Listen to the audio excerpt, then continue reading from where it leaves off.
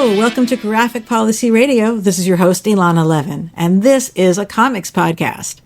This is the comics podcast for folks who know that Wonder Woman was created expressly to be a feminist superhero. And as a feminist superhero, of course she embraces trans women among her Amazonian sisters. Joining me today happens to be someone who is writing about Wonder Woman's world right now. It is Stephanie Williams. Stephanie is a comic book historian and pop culture critic who has written for notable publications such as Sci-Fi Fangirls, Marvel, AV Club, Nerdist, Den of Geek, and Rotten Tomatoes. Stephanie is also a comic book creator with 3 ongoing webcomics, Parenthood Activate, But What If Though, and Living Heroes. It's probably the wrong key for that Living Single theme song, I realize now. I'm like... in a 90s kind of world, I'm glad I've got my fan comics. Yes. She wrote a short story featuring Monica Rambeau in Marvel Voices Legacy, and she is currently co-writing the Nubia and the Amazon series for DC Comics. Welcome back. Hey, I'm so happy to be back. When we had you on the show, I mean, it was not quite a year ago, but like a while back, I heard about this. I heard that you'd be working on a Wonder Woman related project, and then I heard it was going to be Nubia, and I said, like, look, it's probably going to be less than a year when this comes out, but you need to come back on right away when you can. So thank you for joining us again on that. Yeah, of course. I'm happy to like finally be able to talk about the thing, because wow, does that suck to work on something for like months and you can't talk too much about it because the first issue isn't even out yet. Yeah. But the teasers for that were just, they built up so much interest, you know? I think I mentioned in our conversation, but for listeners, go and listen to our conversation that Steph Williams and I had a while back, because it was great. And you can hear all about her origins in comic writing and working with her connection with Monica Rambeau. And we talked a lot about like loving old comics and how that gets complicated when you're a person of color or queer or both. But one of the things I said is that, like, I remember retweeting just the picture of the Nubia issue 1 cover, and people who I know who like don't know Wonder Woman lore at all and aren't particularly comics people were like, who is she? That looks exciting. And how like that's such a great response to get from the general public for like the smallest amount of teaser for an upcoming book. Absolutely. I mean, that's what you want. Because we were actually just talking about that not too long ago in a meeting for Trial of the Amazons. And just kind of like what to tease, and the fact that this is like the first Wonder Woman event in decades. And I'm sorry, Attack of the Amazons does not count because like that's not crossover. It was just the one book. So good point. So series, I should say. But right.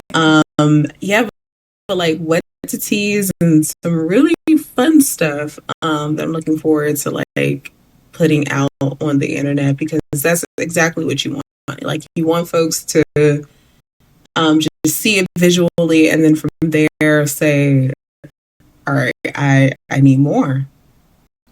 So for listeners who don't know, why is Nubia such an important character? So Nubia is an important character because she is an Amazon. She's not just any Amazon. She's an Amazon that once upon a time ago was Wonder Woman's twin sister. I say once upon a time ago because that origin has changed with the reintroduction of Nubia and Nubia and the Amazons. But she is Wonder Woman's long lost twin sister who shows up one day on Themyscira to like just challenge Diana for the crown of Wonder Woman.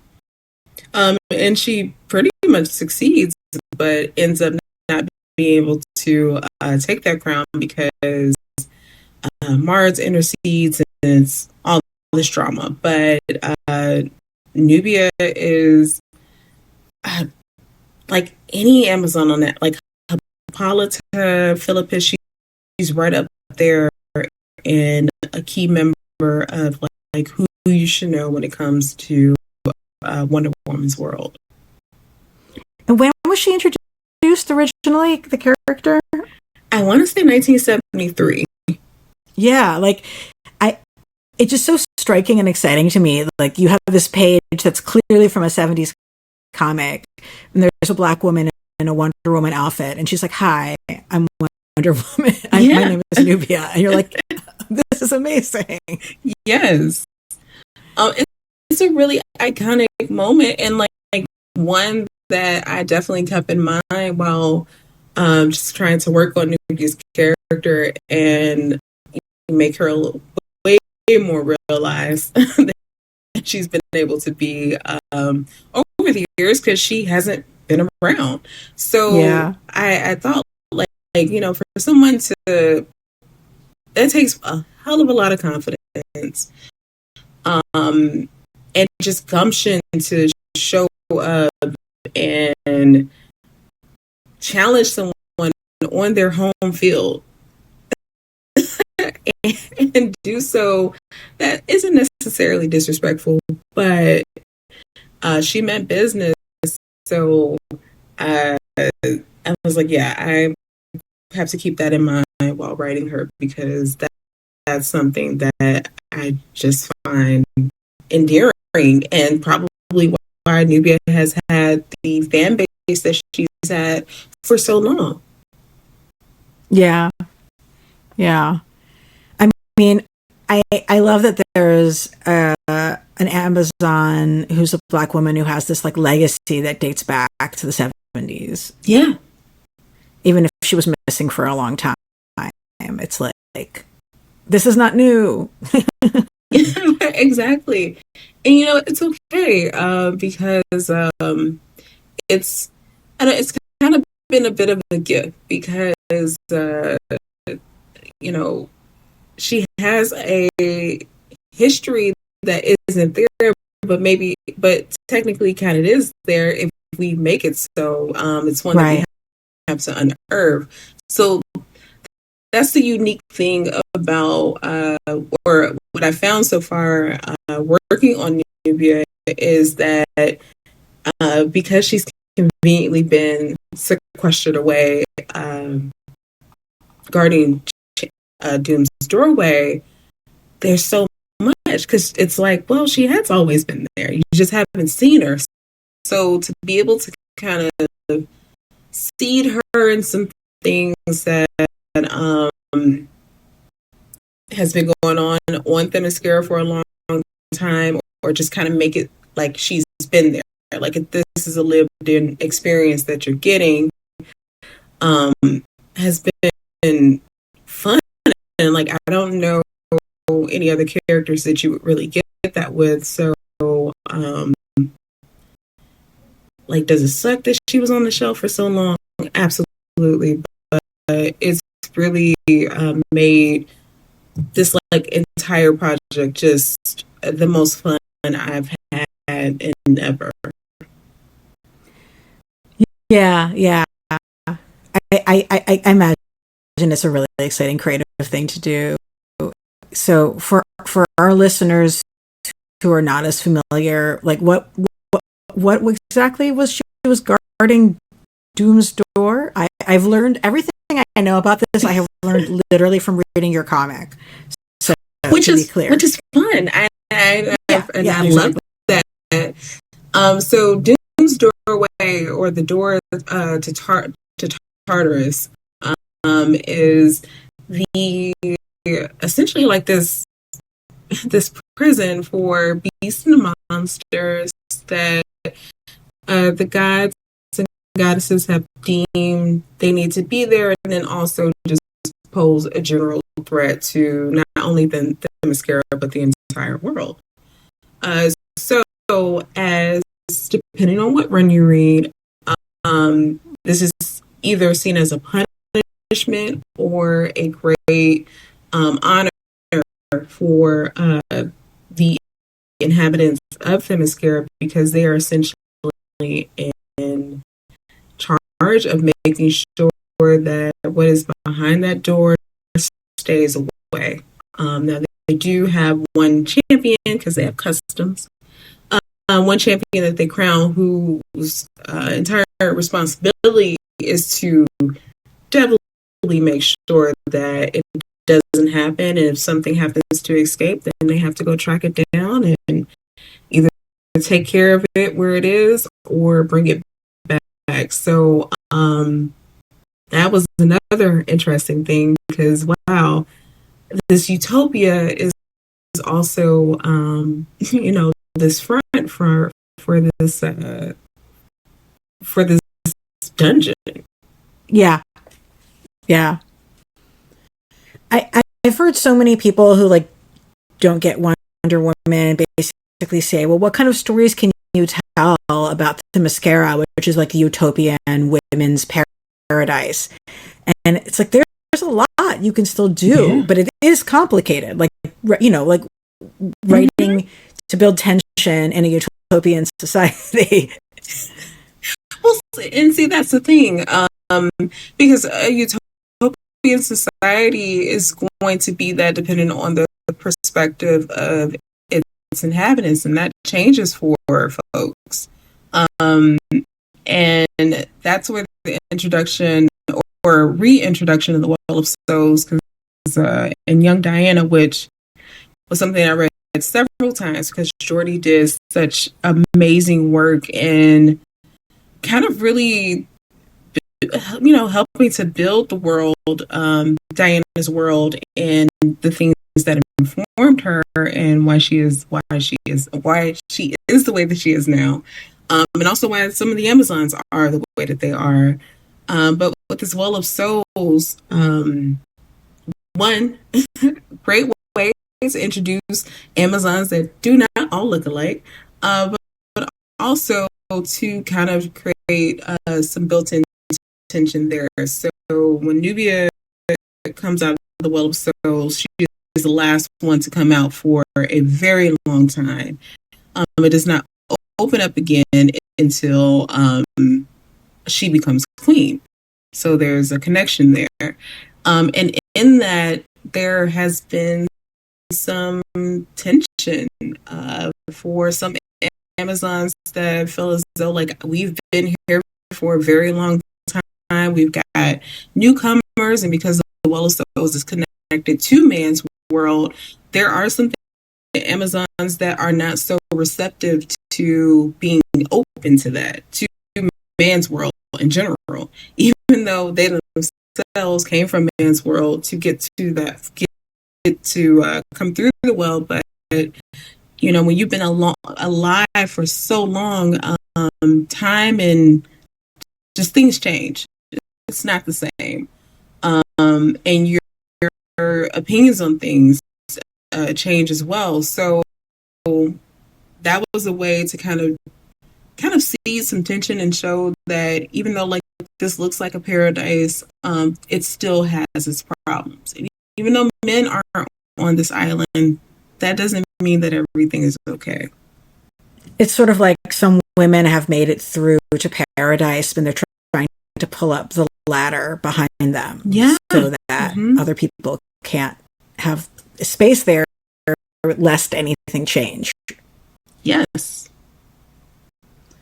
And I love that Nubia is sort of a symbol for the Amazons who were like, no, like, we're not going to pull up the ladder. We are going to try to do what we can to have this place be open for everyone. Well, for women. Absolutely. But yeah. Yeah. Can we do spoilers? Yeah. Okay, so spoiler, and we'll try to mark this, but in issue 4, that is kind of some of the conversation there that Penelope, Bia, and Nubia have in regards to Medusa. And one of the reasons why I wanted to pick Medusa as, I guess, Nubia's big bad in this was because I felt that she was a character that would challenge her. Because now as queen, Nubia can't necessarily move the same way that she does when she was champion. Like, she can't punch her way out of everything.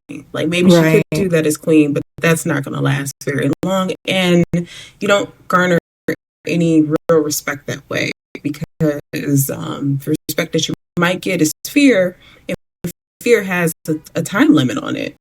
And I don't think you would want anybody respecting you out of fear in that way. So with Medusa, this monster behind Doom's doorway, it's complicated. It's not that's not that is not straightforward, and that is not necessarily her story.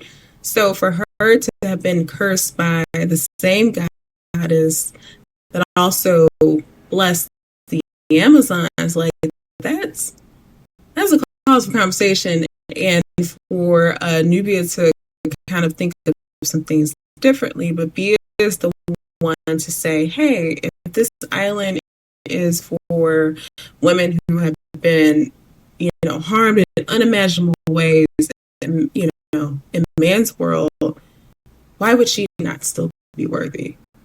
So it's questioning those things, and like what it means to be an Amazon, and who can be an Amazon, and like who gets to decide that.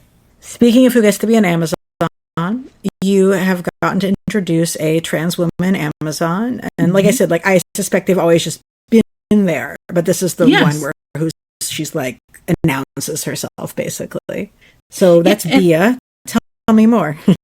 So Bia. So again, like going back to the Well of Souls, and just thinking of the Cavern of Souls, created and introduced by George Perez, for his run of Wonder Woman, and how the Amazons came to be on that island. And that was one of the first times that I'd ever seen Amazons that it didn't look homogenous there. Like it actually looked like some other folks were allowed to be on the island. So thinking of that and how to bring that to 2021, because I just thought it was just so beautiful, just very symbolic, and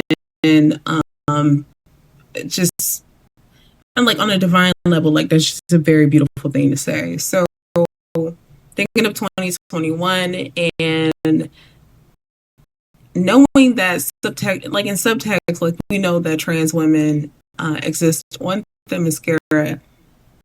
If this was the time to go ahead and say it, like just definitively, and have that character exist outside of that subtext, that was just important.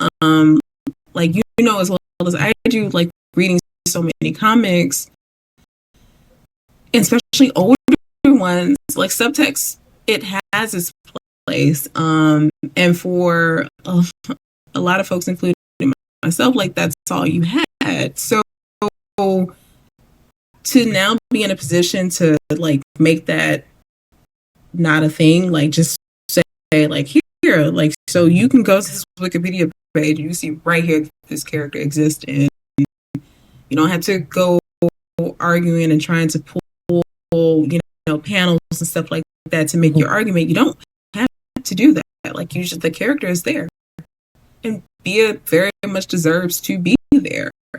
So I was just so happy that as soon as we told the editor, she was like absolutely yes, that's a beautiful thing. So please do. What's the origin of her name? So Bia's name is based off the Titan. So I tried to kind of keep within like Greek myth, but she is the Titan of strength, and strong will. So also very not poetic, but there is a Little John song, and they say that a lot in the chorus, Bia Bia, and that was always a song that I liked when I was younger. So I was like, I love it. Yes, we get to have a song from my youth, and then also like some Greek mythology come together to create this really amazing character who is a new oracle on Themyscira. Yeah. I mean, I love that. Like, basically, the first issue, you have the four new characters you got to create, who are the newest women to show up in Themyscira after no new people showing up for a very long time, and everybody's that like does that thing where they're like, okay, time to figure out what your skills are and like figure out what you're going to be doing with your time here, since you have no recollection of your past at all. And they go through, physical tests that are artistic tests, and when they get to the basically like the intelligence test, it's this complicated labyrinth ball, and everybody's basically having it explained how to work to them, and B's already like, I solved it. Yeah. Did you invent that's the labyrinth sphere concept? Because that looks like a really nice collectible. So no, so funny enough, so my dad, a lot of the times when he would get like a last minute gift, he would go to like JC Penney's, and they would be in like the gift section, and it's like this maze ball. And I'm like, okay, this maze ball, I hated that gift, because I got one year, my brother got one, and it's the worst thing ever because it's so frustrating. But I thought, this seems like something that they would have on Themyscira, because one, it's old enough that it makes sense that would be something that they would have, and it's just so frustrating that I have this character solve it while everything's being explained, and you have to believe that she's a genius. Also, like, it looks cooler than Rubik's. Wow, that is Rubik's cube. Jeez. Yeah. It's also interesting because it's like in a context where people like don't remember anything about their lives before, really. Everybody sort of has this clean slate and is trying to understand their identity. It's a complicated place for the characters to be. Yeah, and I think that was why I found it like a great opportunity to have Magdala have like a vital role in this first issue and helping to kind of usher them through this, in the same way that she brought Nubia through the Well of Souls. I think of Magdala as this like a doula to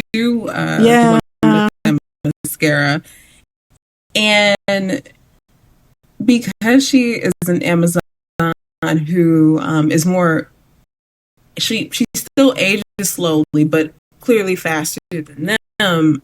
I didn't want to like treat her like a old, like that old crone type of situation, because no, if this is an Amazon who has been around since day one, how beautiful for she to be to kind of like the keeper of some of these more intimate rituals and festivals, and she's been tending to the Well of Souls for so long. She had to have been thinking of like, hey, these are some things that if someone else comes through this well, like we can incorporate and do. So that was just another way to also include her in the story and show, just highlight other Amazons and like the purpose that they serve on the island and to their community. Yeah, I am not a Wonder Woman expert, but you've done, like, there's so many characters in this from the Wonder Woman ensemble. I don't necessarily know which of them are brand new, which of them are long-standing in canon, but it's like a really full, complicated world in here. Yeah, and that was the other thing. It was something that really couldn't be shied away from, because Nubia is the queen here. And the way that I thought of it, if I'm like, if you don't really care for this island, or you're not at least intrigued by it and the women that are there, then why would you care about her being queen? Like, what importance does that hold to you if you are not interested in what she is queen of? So, like, I knew like there was risk in because that's the unfortunate thing, like, because we don't see these other Amazons so much, or haven't seen them so much in the past. It's hard to like put a name to a face. This isn't like the Bat Family or any of that, where like you know who's who. For a lot of these Amazons, because they don't have prominent roles, it was a risk in like bringing in new characters, and then other characters that aren't new, but you don't see that much. But I was like, hey, we got a world build here because, again, like, Nubia's queen, so you gotta care about this world. And you show that it's fragile. Like, you have a body count. Like, let's not say who, but like, there is a body count. I was not necessarily expecting that, because you just think of the Amazon women as being like undying, really. Yeah, hey, again, Doom's doorway is there, and Nubia, isn't champion anymore, and they hadn't found a replacement yet. I'm not a permanent one, at least, and like, it's, again, it's Paradise Island, but because of what's in that basement, that isn't always the case. In some ways, like, Nubia's story of becoming queen is sort of like when you become in charge of like an organization, and you don't really know who's going to take care of what you were taking care of, and you have this like guilt that you've moved up or moved to something else. Yeah. And it's like hard to hand that over. Absolutely, especially what sacrifices have to be made of yourself to make sure that everything is okay, like yourself, like you're okay, but also everyone that you are also still responsible for. So in a way, like, Nubia has been responsible for the women on this island, as well as Doom's doorway, because essentially, she's making sure that nothing escapes. She's also keeping them safe. So, she's had some experience in being a queen, just not like the diplomatic part, which we also needed to show in this book. That again, Nubia as champion, of course, she would have to use like some of her wit, but a lot of it is, skill and strength as a fighter. As a queen, you got to move a little bit differently, especially when you have the type of villain we have right now running around on the island, because she's harming other Amazons, and one specifically who just came out of the well. So what do you do about that? Like, you can't, like, you could just cut her down, but then you are taking the life of your sister, and that's just, is there another way? Yeah, I mean, like, you don't want to have a character basically, like, I don't want to think of her as having been a jailer, because but like there's like a piece of that, like, you want there to be a better way. Yeah, like, but it's kind of there, because unfortunately, even like just thinking of that, even though like Doom's doorway is, I mean, reserved for monsters and beasts, but when you have someone like Medusa, that makes you kind of question that. And then also when you think of Nubia's role as champion of Doom's Doorway, there is a little bit of wardness to it. And so, like, how do you contend with that? And that's something that we're like kind of exploring. But like, yeah, that was not fun. Kind of, you know, thinking of it in that way. But unfortunately, because some of the stuff that's behind Doom's Doorway is a little bit more complicated than that, then it's kind of like, well, how do we address that? And that was something that felt daunting at first, but I'm like, no, this is important to showcase Nubia's character, and again, like, show that depth. That again, like, we know that Nubia is strong. We know that she's a skilled fighter, but there's a reason why she's been champion of Doom's Doorway for so long, and for the longest, like, that doesn't happen just because. Right. Well, I love that you do get to get her out a little bit. I don't really consider it a spoiler to say that we get to see her hanging out with somebody. The somebody, I will remain nameless, but we get to see her hanging out with somebody in Chicago in the 70s, and that is a blast. Yes. I was so excited to write that for so many reasons. One, because I grew up in Chicago. It's always been a dream of mine to like include my hometown in something, whatever I did. So that was fun. And then also the location. She's at the Field Museum.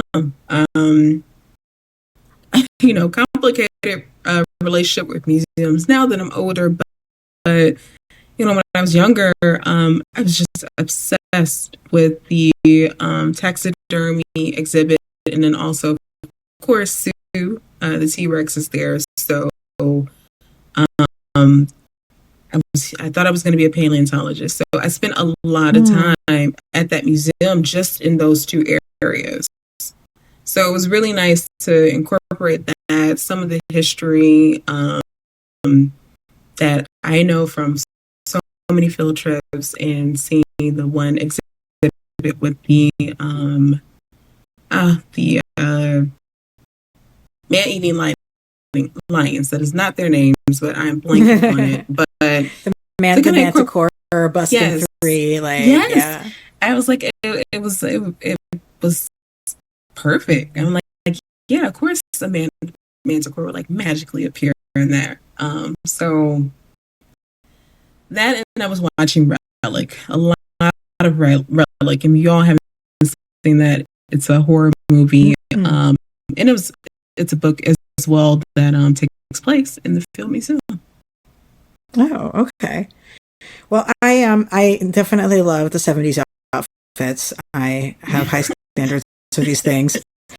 Your artist working on this book along with you and Vita is Aletha Martinez, who is a total legend. Yes. What's it like working with her? It's a blast. Also, I learned that Aletha does not like drawing horses, so I felt really bad. I didn't learn that until after the fact, after Nubia issue 2, and I was like, oh, I'm so sorry when I had her like on the horse, but I thought it would be like really beautiful. And it was really beautiful, but yeah, I was like, I'll make it up to you, because Aletha loves drawing, action, fighting, all of that. So I'm so happy that she bared with me. So I'm like, unfortunately, like, gotta build some tension, gotta do some world building, because it's Nubia, and the Amazon. So I gotta feed two beasts. So issue 4, I was really excited about that, because Nubia gets to go behind Doom's Doorway, and you get to see that, and Aletha had a field day. There is one specific page with Nubia, one of the mythological beasts that Nubia is fighting, where I want it framed because Aletha just Stunning. went all out. It's gorgeous, and I can't wait for you all to see issue 5, because if you think that was something, issue 5 for the first, I don't know, like 10 pages, it's just awesomeness. Yeah, it's a really beautifully staged fight scene. And there's so many really good character touches and designs. Like Nubia's hair is amazing at all times. Yes. I love the gold circlets that she has when she's being queen. Like 5 of them. It's an amazing hairstyle. Her wardrobe the wardrobe and hair has been immaculate. It's something that I've always wanted. It's like if I ever do like a Supes comic series, like I wanted the main character's clothing and hair to change, and Aletha was all on board for that. And as you can see, like she's been showing up and showing out when it comes to that. And she has a great like lion motif going on, which is, it looks like that'll be playing a role in some way in the upcoming Amazonian Trail of the Amazons massive crossover event. It will. So be on the lookout for that. It will, because she's not the only one with a kind of animal motif. The on the Big Doll have one, it's the wolf, and for the Escazita, it is the jaguar, and Diana is the eagle. So really fun. Yeah, like it's really fun to just kind of play with like animal symbolism in that way, and like kind of attribute some of those animalistic qualities and stuff to like these different tribes and how they go about things. Has been really fun, because who doesn't love symbolism? It's funny because people are like, anytime people try to be like Wonder Woman is wearing the American flag, she's like, I'm not. Like other cultures who use eagles and things, which is true. Like, where do you think the U.S. got it from? Right. Well, people like to give the U.S. way more credit than it deserves. So, but yeah, you've been doing such great work building up this cast and the characters here. Io is someone who I know has been like historically. I guess she'd always had like a big crush on Wonder Woman. So I know. So what's hilarious? So like what's hilarious about that is that I didn't know that at the time. So my whole thinking with Io was like, I love a blacksmith, and often like in some of these stories, blacksmiths end up getting the short end of the stick. Like everybody finds them hot, and like they want to spend a little time with them, maybe 1 or 2 nights, but that's it. So I don't know. Like to me, Io being the blacksmith and Nubia is champion, they would see each other quite a lot. That would be a way, that would be one of the relationships that a constant relationship for Nubia, not even just not romantically, but just platonic, starting off, because I would imagine like Nubia bringing her weapons to fix and Io making new stuff for her, and then them just kind of bonding over this weaponry and like finding out little tidbits about one another, because Io to me would be somebody like, again, like Nubia would see frequently. So in that, I don't know, like because I read too much romance, I was like, yeah, that. So Nubia's not guarding the door anymore, which means she's got a little bit more time. So where is she spending that? And like, I know there's chaos going on the island, but so what? Nubia is queen, and she can make time for whatever she wants to. But it was also great to just have a character there that Nubia could be vulnerable with, Right. and let her guard down with. And again, to me, that made a little bit sense because, you know, often sometimes blacksmiths get treated like like the therapist in a story or something like that. So because That's a good point. yeah.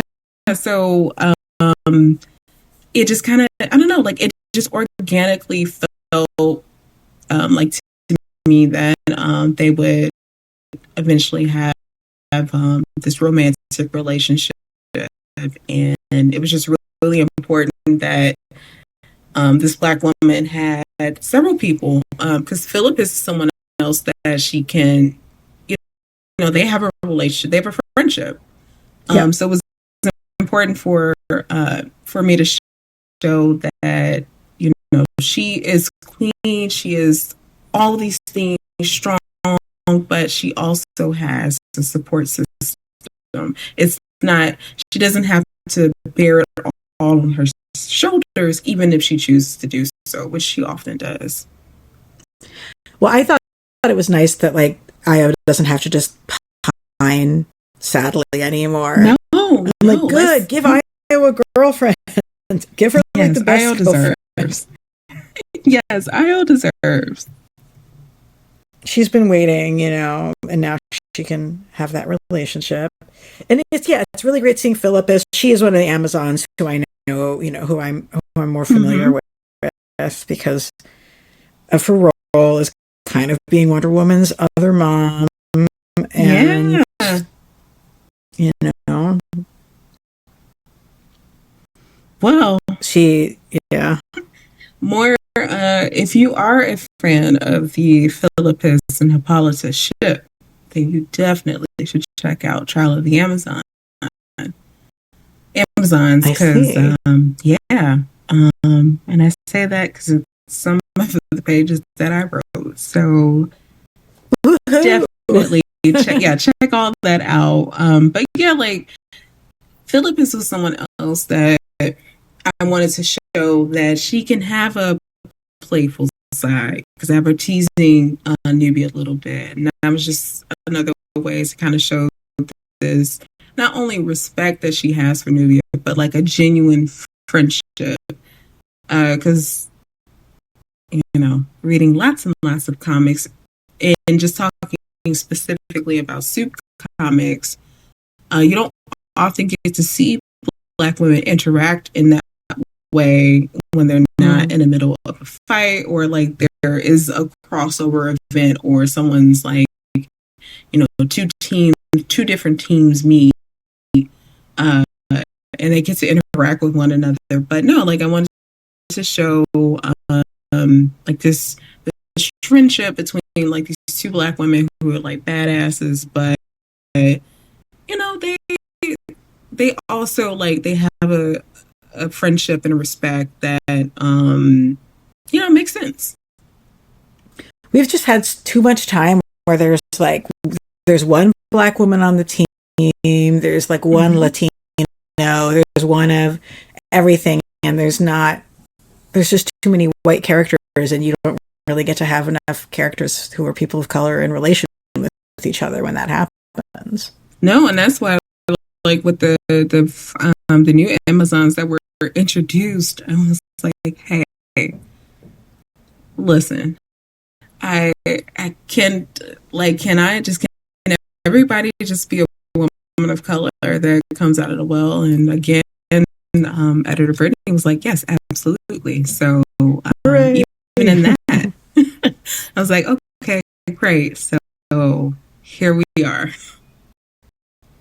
Well, it's interesting too, because like you have these new women who come through the well who don't really remember their past, but there is sort of still a sense of people's like ethnic heritage coming through in like the choices of clothing they're making and stuff. Yes. It's sort of subtle. Like, how do you, like, characterizing that without having too much knowledge of like who you are, where you come from.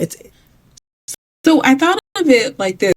So again, like, you know, the Amazons are still like learning about other cultures. So I thought of Magala, and it's like isn't explicitly said, but I know like Magala kind of saying, well, you know, I want whoever is coming out of the well to still feel connected in some way to man's world, because she is still open to like the idea of man's world, and that, you know, there could be some saving there. So for her to kind of be the one to, I don't like, have them choose their garments and kind of say like, you know, hey, like you may be from these people, so like here you go, and they kind of explore that. So that was kind of also just another way to just make it very clear to folks who are reading this book that, hey, this is someone that you can associate with. And again, like, you don't have to go through subtext. Like, I'm visibly showing you, like, hey, like this woman is from this specific part of the world. So there's no guessing there. Yeah, it's really neat because it's like it seems like something that people might think you couldn't do, but you can. Like, yeah, you can still convey those things. Absolutely. So, you know, it feels like it hasn't been that long since we spoke, and yet, like, you've written a lot of comics between now and then. I know. What have you learned as a writer over this process? That, I mean, I always knew that, like, revisions and edits and stuff weren't bad, but I used to have like just I don't know, like this visceral reaction to them, and not that, I don't know, I think that's probably like a school thing or something like that, but in this, it's been, I don't know, like I look forward to them because they are there to help the story be better, and also they've been a great learning tool, because I went back and I read my very first script, and I was like really embarrassed as I was looking at it, because I'm like, what is this? But the reason why my first script and my now 6-7 script or whatever looks so vastly different is because of a fantastic editor that I've had in Brittany Holzer, in out of giving me notes, and also Vita as well, that I can learn and grow with. That has been by far like the most rewarding thing of this whole entire experience, and also getting comfortable in my voice in this long form storytelling. It's very different from, you know, one page comic or like, you know, very short stories, which you know, got very used to doing.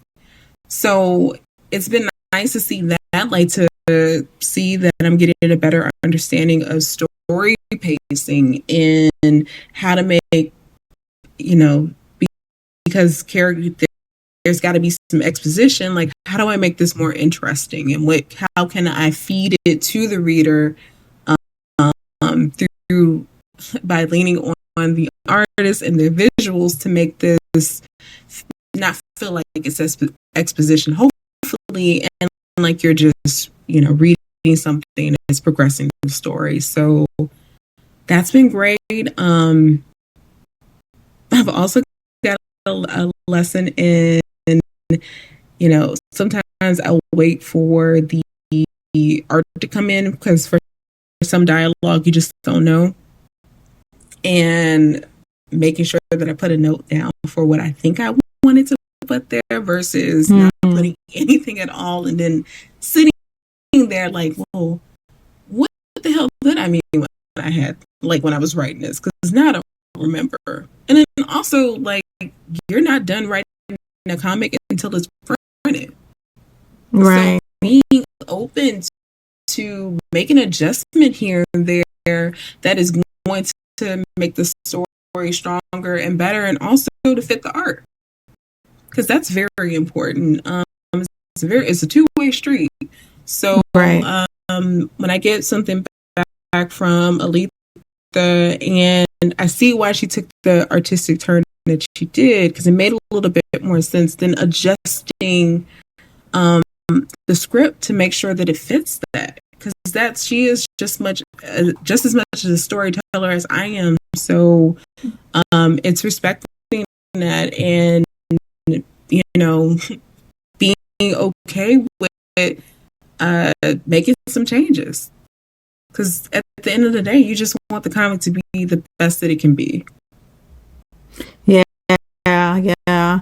And you're still getting in. You're like, I don't know if I would sound like memeable lines, or like your dialogue points that are kind of like I was just looking, and the great moment when Nubia says, while slamming down a person who shall be remain nameless, the only thing I've lost is my patience.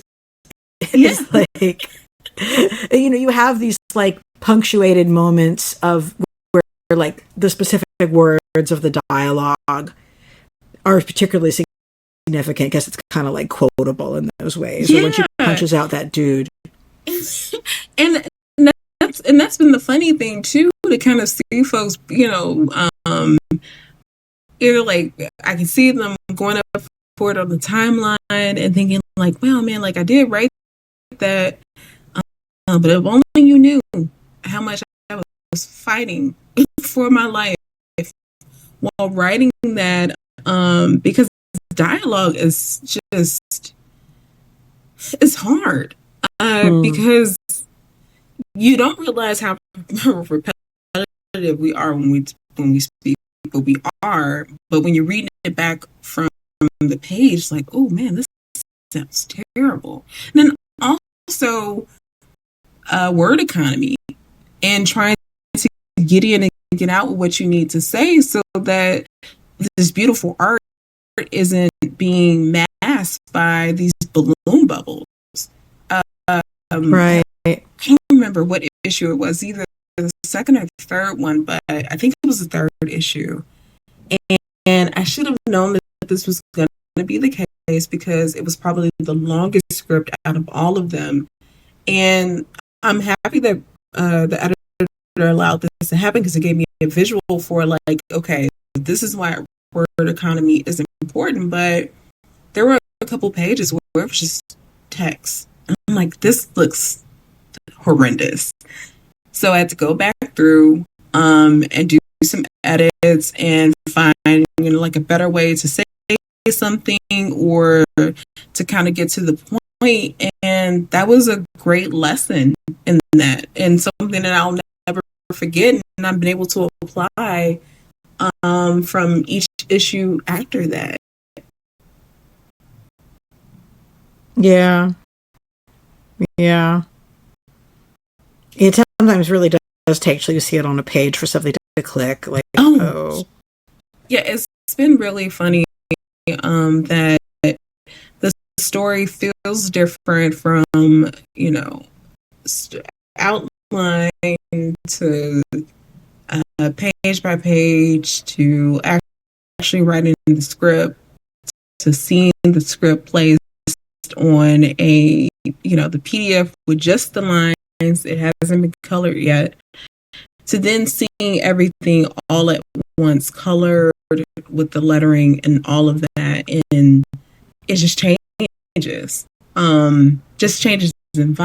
And again, this is why I say, like, it's really important to be open to making changes that are necessary, because sometimes stuff just, I don't know, something about seeing like the words on the page, the color, everything just kind of like, oh wait, I think that's actually a little off. Like, let me change just a little bit so that it all clicks. I will always submit essays as Google documents because as soon as I'm done writing them, and submitting them, I will then notice 3 things I need to change. Yeah. And hopefully exactly. I'll have made those changes before the other person looks at it. Yeah, it's very much so that. Yeah. Hard to hit send. It is sometimes. But again, like, you know, it's the great thing about this creative team is the amount of trust and knowing that, you know, no one's going to let you, you know, fall flat on your face. Like, you will have a few people, you know, catch it before that happens. You mentioned earlier about like the importance of George Perez's run on the Wonder Woman comics, and it really was like a hugely important series, and his work, he's really such a titan of, you know, art and writing in the industry, and we've, you know, recently learned that he has cancer and it's terminal, and so we've kind of are in a moment where a lot of people are like talking about the importance of his work, and you know, hopefully he's seeing a lot of his laurels before he goes, unlike, you know, people who die suddenly and don't really get to see the appreciation. What has your connection to his work been? It's been really strong. Even prior to me going back through to read his Wonder Woman run, I got really close to his Teen Titans run. I started reading that with Doom Patrol and just trying to, I think I was writing a piece on Cyborg, so I just wanted to get some more backstory on him and the character of Ronnie Evers. So I ended up I can't just read one. I just can't read a couple issues. Like, I usually got to read the whole thing. So in that, I was just in awe of not only his art, but just everything, the entire package.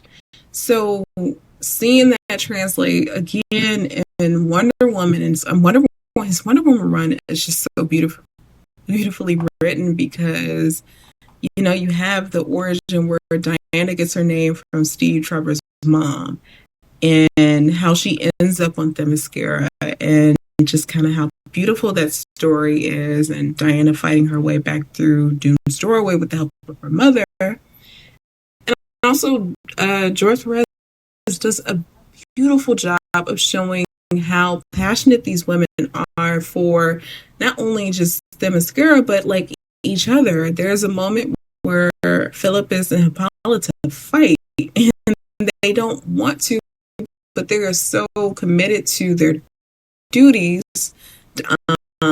You know, Hippolyta as Diana's mom, and Philippus as, you know, keeping the queen from out of trouble, basically, like keeping the queen safe even from herself. And it's a short fight. It's like 3 pages long, but there's just so much emotion there. Like, yeah, like this is why Diana is the way that she is. This is why she's able to operate the way that she can in man's world. This is why she's somebody who can still be compassionate, but also at the same time handle business when she needs to. Like, it's all there. This is why she loves as hard as she does. It has nothing to do with Steve Trevor. It comes from the women that that raised her. So, yeah, like, and I just love that about his run. And you know, the first 2 volumes of it are just undeniable. So I very close with that, and I wanted to bring that energy to Nubia and the Amazons because I just thought that it was important, and that was the best way to kind of show people who Nubia is, again, by also showing the different facets of the women that are around her. So I don't know, like his work was just really pivotal in that, and I tried to have a homage or two because we definitely had that with Nubia suplexing a manticore in issue 4, and also kind of some of the Doom doorway stuff. So yeah, like George Perez is just like that is a comic titan. Yeah.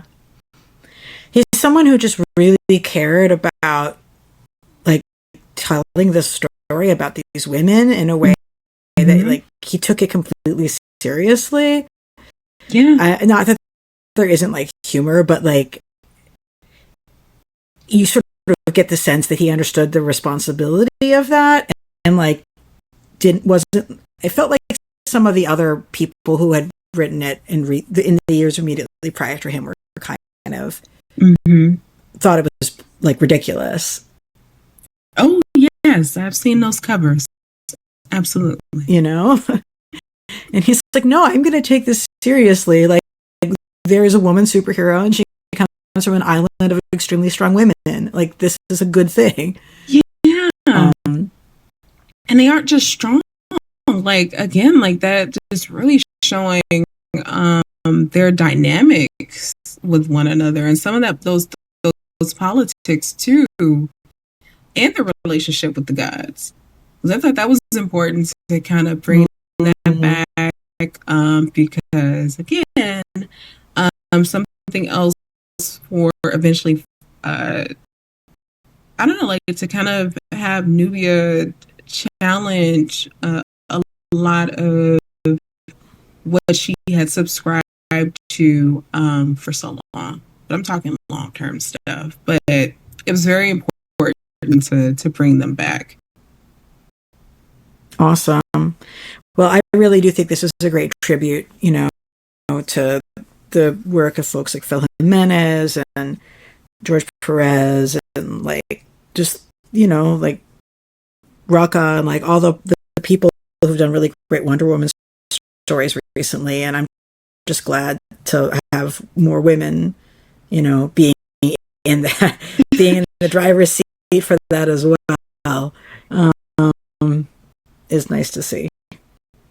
Yeah, I mean, I'm someone who unfortunately doesn't really think that there is, inherently bad comics out there. Now, bad stuff happens in them, absolutely, but like there are some good pieces and stuff to take from some stories, some foundational pieces and things that maybe didn't work then because they were a little half fake, but now that some time has passed and the character has grown in different ways, like you kind of go back to it and bring it back and explore it a little bit more.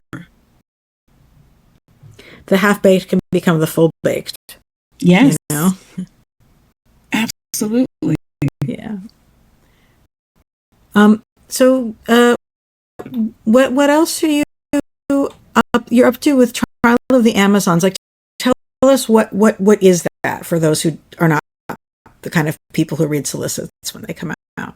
So, Trial of the Amazons is the first Wonder Woman event crossover in decades, and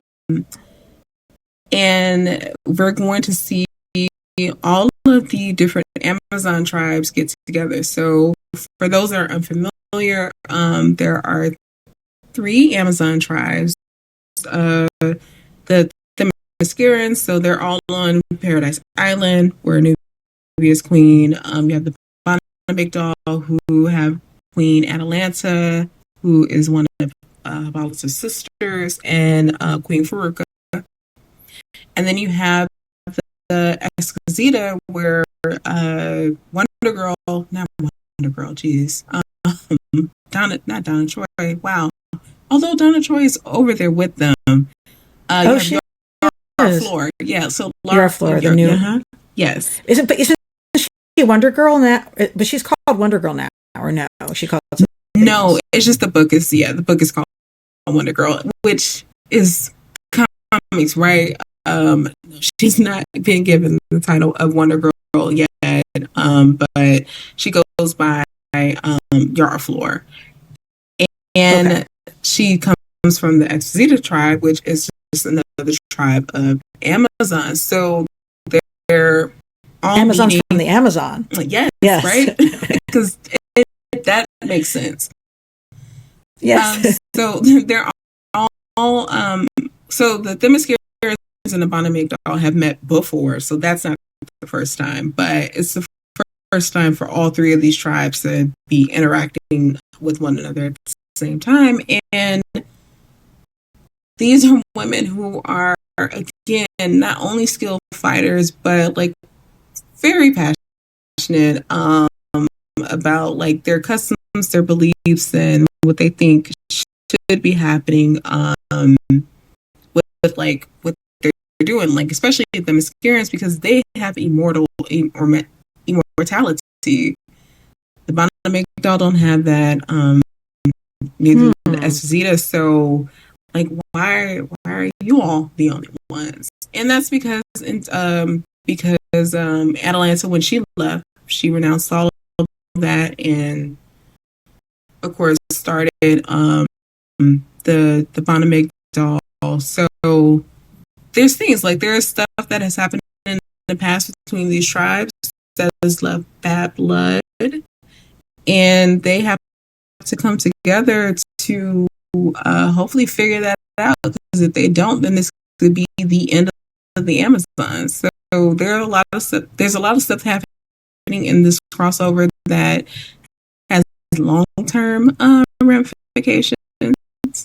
So it's not one of those like, hey, we're just getting together, sing Kumbaya and then leave. No, there's some stuff that happens. There's a death, in fact, that is pretty impactful. So, Trial of the Amazons is definitely something you want to check out. Nubia issue 6 is tied into that, and the entire Nubia series is kind of like this build up to this event. Interesting. That sounds exciting. And like, I think people are always really interested in stories where you have the different schools or the different tribes or traditions within one kind of fantasy setting. And people like to imagine themselves as, oh, I'd be in this or I'd be in that. And we're in a moment in history where I think people are finally no longer going to discuss their freaking Hogwarts houses ever again. Yes.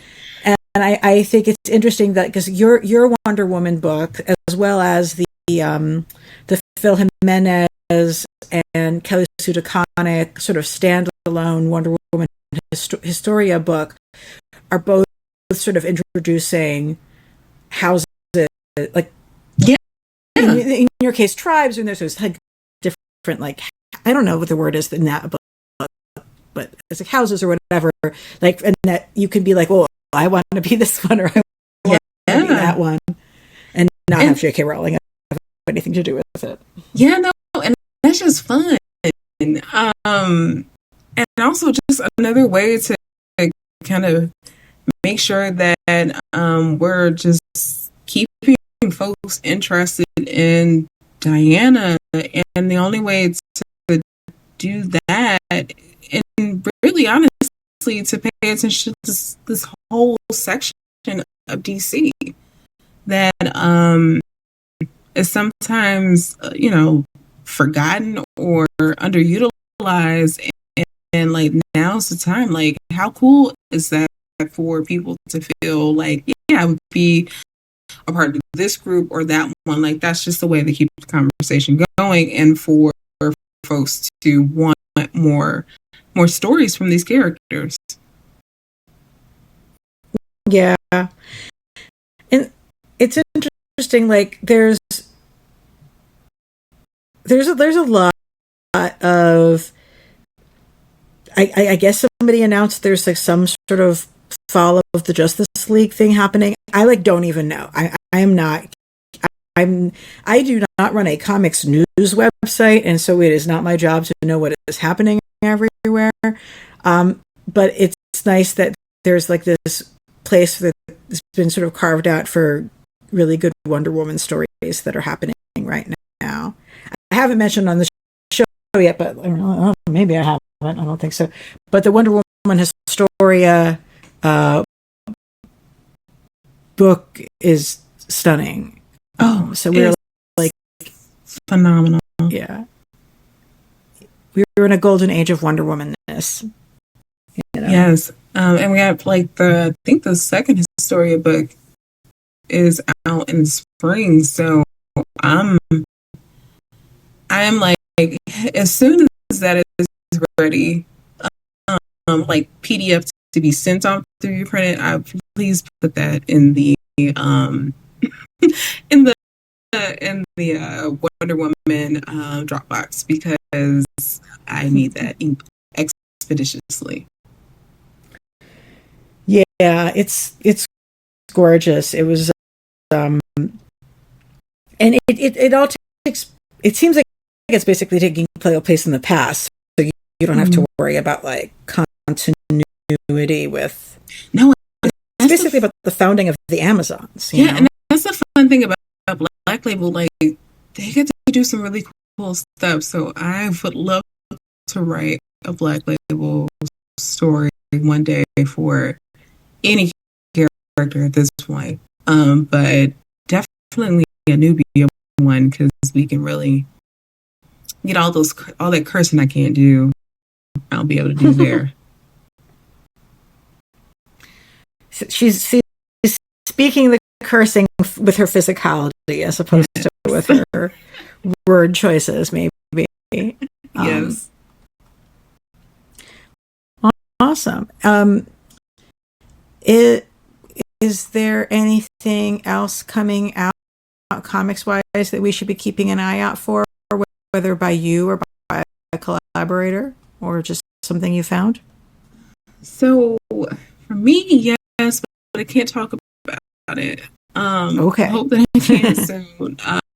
But there's more comic stuff on the way for me, so just be on the lookout for that in general. But for Vita, if you haven't read New Mutants yet, please go do that. They're really doing some phenomenal work with New Mutants, so check that out. And then also, I think it's Batman Urban Legends, because they have a story going, because I think that's going to be more than one issue. So check that out. If you're a Santa fan, then you'll be, or Santana, with the magic, as I like to call her, you'll be very excited to check that out.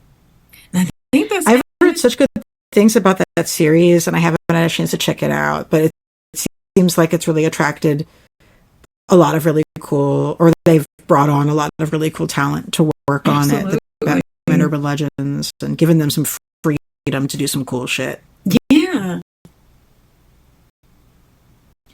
Well, thank you for joining me. Tell our listeners where they can keep up with your work.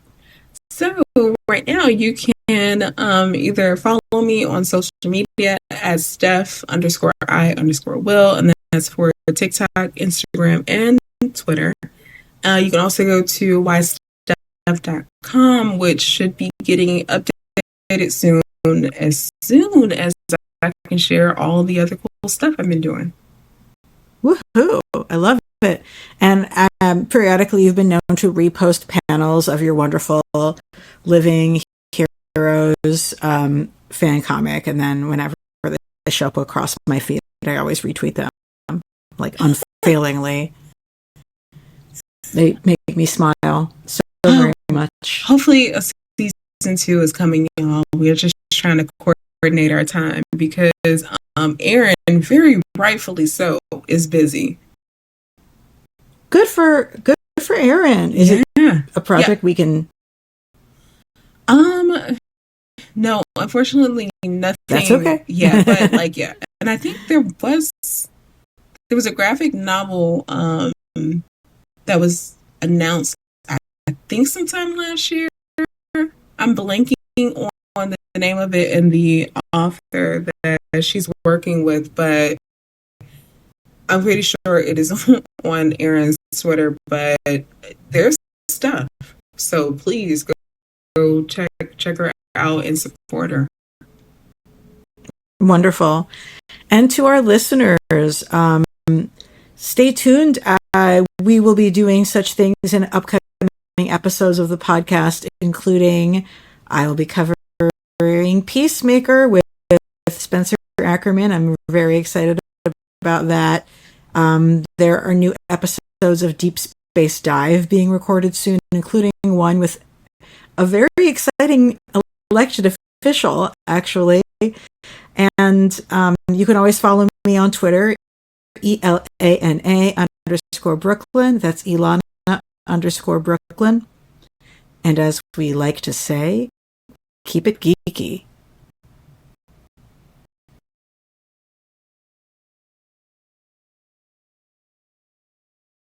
Hey, thanks for watching the previous video from Graphic Policy Television. Just by watching, you help support our site. Thank you so much. Now, if you're watching these videos, you probably care about geeky things like movies, television, comic books, toys, games, video games, you name it. You can go and subscribe right now to our YouTube channel to stay in touch and catch all the new videos, or check out our website at graphicpolicy.com. There's a nice link on this end of the video. But as always, thank you for watching. Keep on rocking and keep it geeky.